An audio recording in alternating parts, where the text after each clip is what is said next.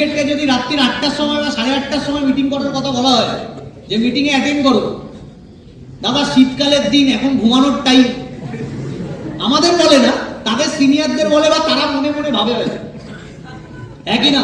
Yes sir. কোন age কত? একটু জোরে বললে ভালো হয়। কত? 74। কত? 74। 74। এমনি এমনি স্মার্ট ভ্যালু সেহেনশা বলা হচ্ছে না।